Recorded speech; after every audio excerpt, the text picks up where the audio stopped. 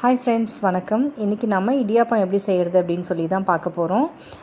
இதுக்கு 2 கப் மாவு எடுத்திருக்கேன். அதில் 1 டம்ளர் அளவு சுடு தண்ணி போட்டு நல்லா பிசைஞ்சு வச்சுருவோம். கை பொறுக்கிற சூடில் வச்சு பிசைஞ்சு எடுத்து வச்சுப்போம்.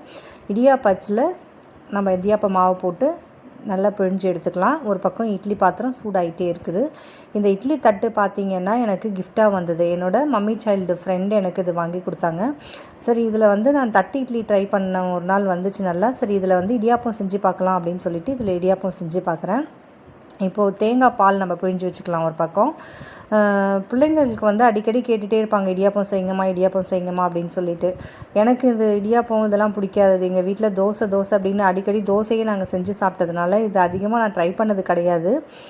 இப்போது இதை செஞ்சு பிள்ளைங்களுக்கு கேட்குறாங்க அப்படின்றதுக்காக நான் செஞ்சு கொடுக்குறேன். விரும்பி சாப்பிட்றாங்க என் பிள்ளைங்க.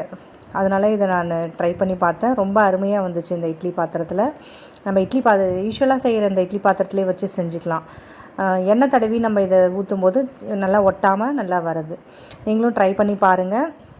பிள்ளைங்க கேட்குறத விரும்புகிறத செஞ்சு கொடுக்குறதுல ஒரு சந்தோஷம். சமைக்கிறது ஒரு கலை அப்படின்னா பிள்ளைங்க கேட்குறத அதை சமைச்சு கொடுக்கும்போது அது ரொம்பவே சந்தோஷமாக இருக்குது மனசுக்கு. இப்போ என் பிள்ளைங்க விரும்பி நல்லா சாப்பிட்றாங்க.